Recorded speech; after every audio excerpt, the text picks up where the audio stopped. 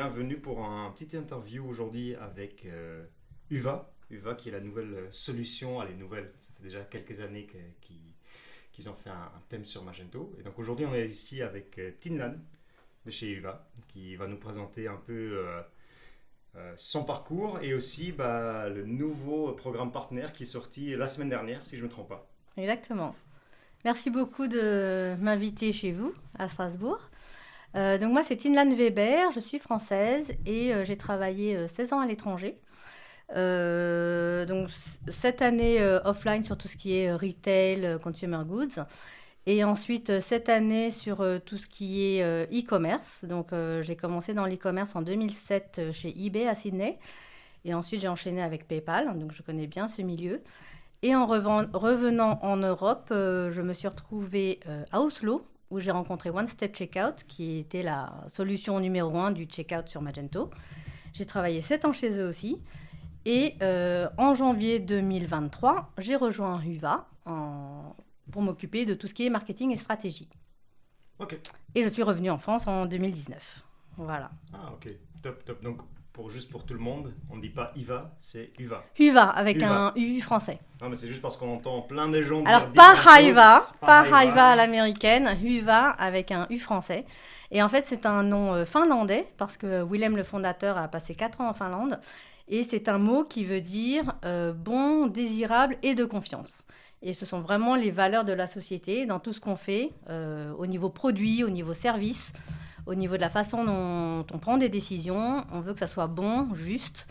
On aime bien que la marque soit jolie et effectivement, il faut que le produit soit de confiance et qu'on réponde à toutes les attentes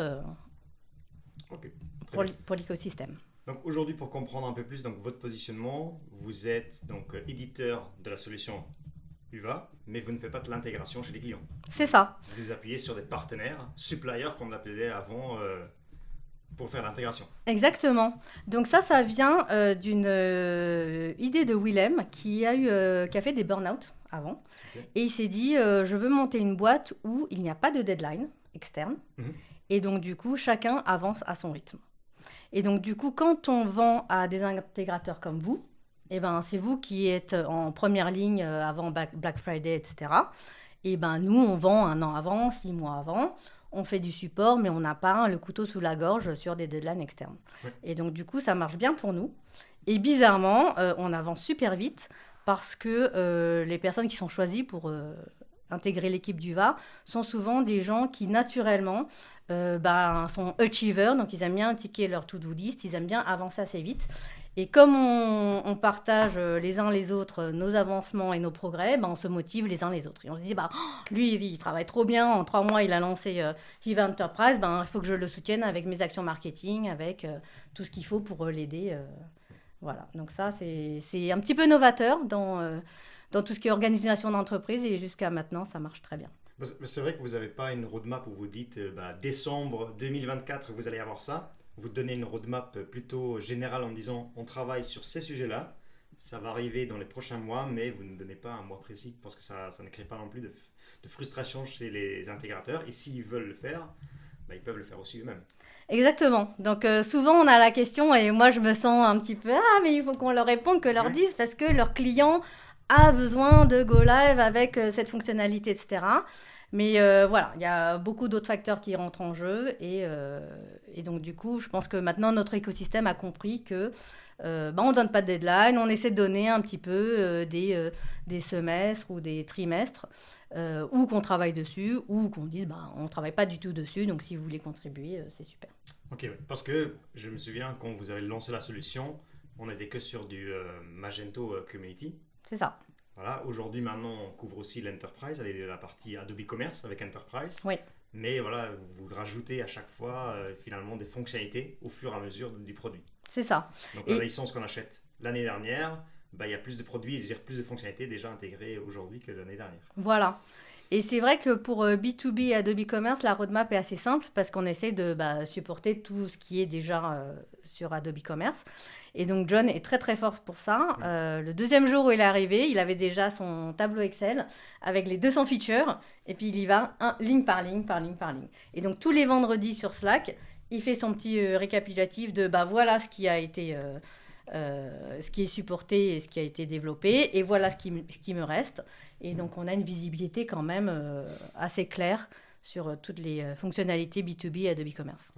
Et après, c'est vrai aussi que l'équipe de UVA est quand même une équipe très, très, très expérimentée. Parce que quand on voit, moi, en tant que directeur technique, quand je vois les personnes qui travaillent côté technique chez UVA, ce sont quand même des personnes qui sont connues dans le milieu Magento, qui ont fait leurs preuves. On parle de Vinay, on parle de John qui vous a rejoint, je pense que c'était l'année dernière, qui vous a rejoint. Il y a 6 mois. Oui, il y a 6 mois, voilà. Ouais. Willem, qui du coup est le fondateur, mais qui lui, moi je le suis depuis qu'il a fait quand il était encore chez Integer, quand il avait fait la présentation en disant, on a pris du temps, on a remis à plat tout le front-end Magento. Il avait fait, c'était un Reacticon, je pense qu'il avait présenté la solution UVA.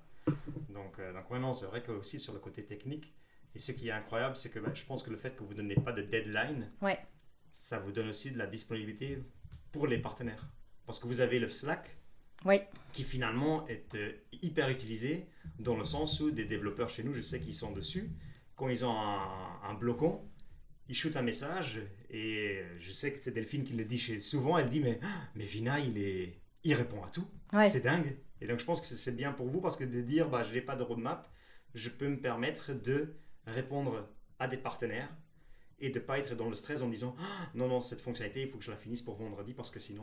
c'est ça. S'il y a un truc qui est cassé, c'est plus important de le réparer que de bouger sur la fonctionnalité d'après. C'est très bien. Et effectivement, on remercie aussi beaucoup nos autres partenaires qui sont sur Slack, qui parfois aussi répondent. Oui. Pour les gens plus juniors ou les gens qui découvrent la solution. On est effectivement plus de 4000 sur Slack, tous développeurs. Ils veulent pas mettre les commerciaux dessus. Et donc, du coup, dès que quelqu'un dit comment on fait ci, comment on fait ça, souvent, il y a aussi quelqu'un d'autre dans le monde qui va répondre en disant est-ce que tu as essayé ci, est-ce que tu as essayé ça. Et ça, c'est super, c'est vraiment l'esprit de communauté. Je pense que c'est bien de ne pas mettre les commerciaux, parce que ce sont généralement les gens qui vont pousser pour des deadlines. Et nous, en tant que développeurs, on sait que non, donnez-nous du temps. Voilà, je suis désolé, mais on parle entre nous, on se connaît, voilà, et certains commerciaux pourront dire non, comment c'est possible, c'est pas encore sorti, et voilà. Tout à fait. Je pense que c'est très juste. C'est très bien d'avoir très fait juste. Ça. Donc parfait. Et donc au début, tout le monde était supplier. Et donc la semaine dernière, vous avez lancé votre nouveau programme partenaire. Est-ce que tu peux nous en dire un peu ? Alors effectivement, donc, pendant 3 ans, le programme partenaire récompensait vraiment beaucoup les agences qui participaient au code.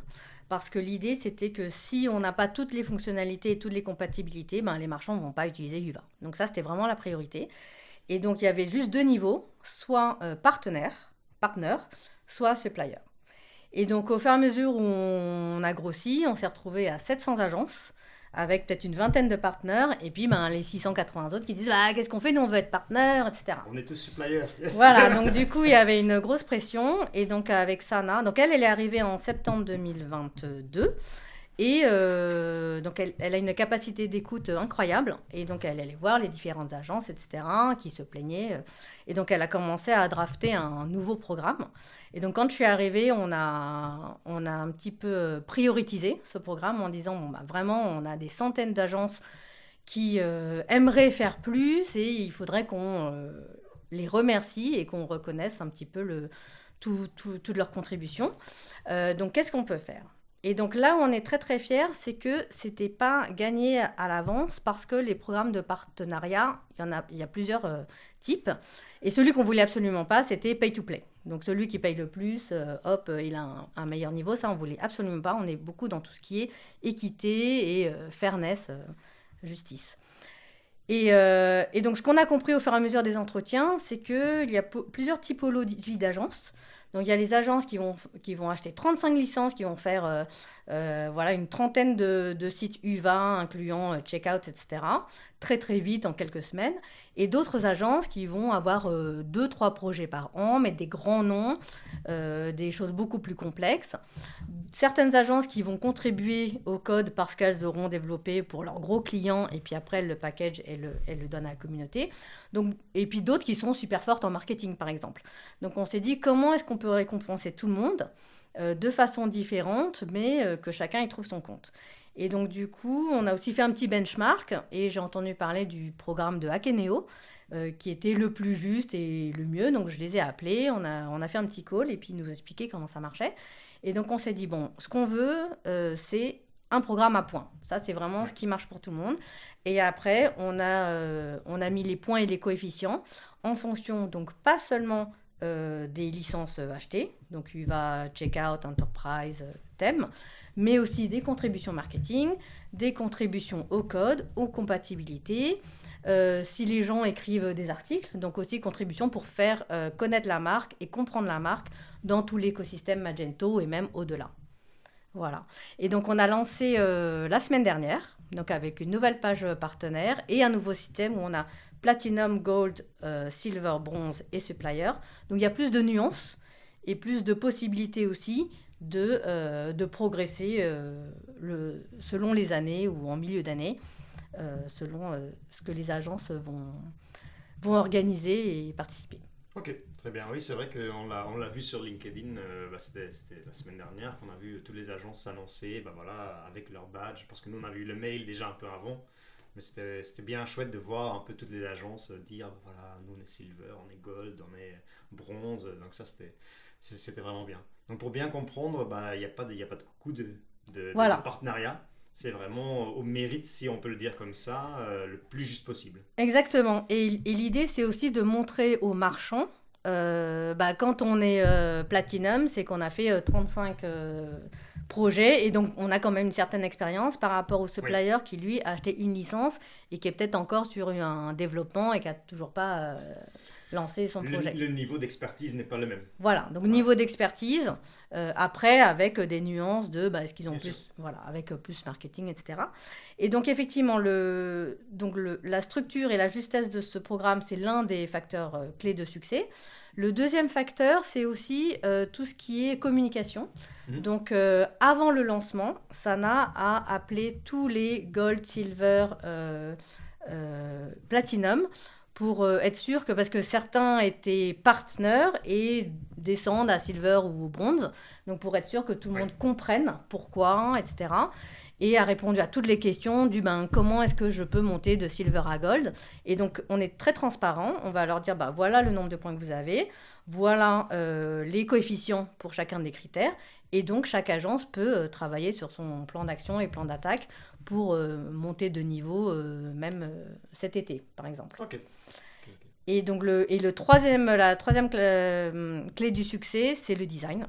Donc on a passé énormément de temps à faire des badges super beaux.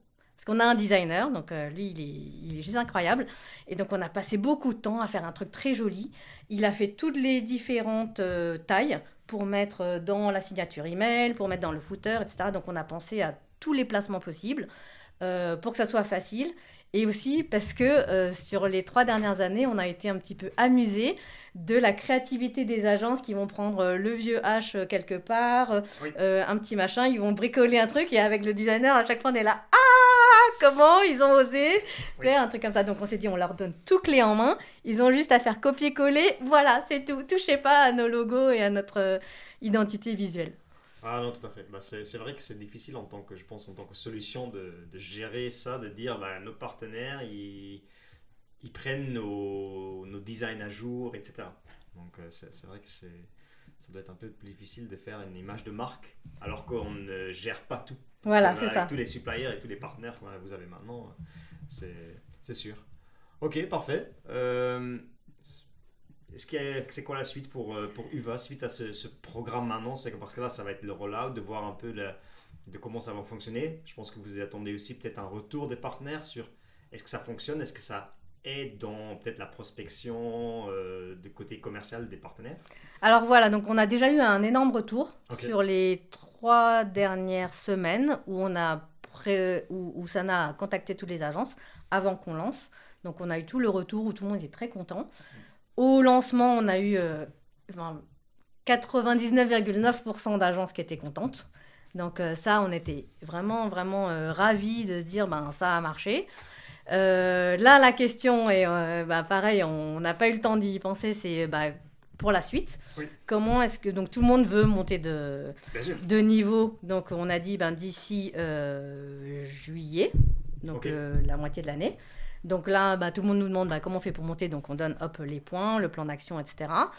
Et par contre, l'autre chose qu'on n'a pas eu le temps de mettre en place, mais qu'on a toujours voulu mettre en place et qu'on va faire pour juillet ou 2025, c'est de mettre un critère sur les Core Web Vitals des projets. C'est ce que je voulais en venir parce que je trouvais ça assez bien. J'en parlais encore avec Olivier ce matin en disant je trouve ça chouette que vous avez une solution qui est très performante, qui gère les Core Web Vitals, mais qu'on peut prendre la solution, la maltraiter si je peux le dire comme ça, et d'avoir un site qui n'est pas du tout performant. Voilà. Et ce que je trouve innovant, c'est de dire si vous voulez garder votre partenariat, il faut que vous respectez aussi nos valeurs.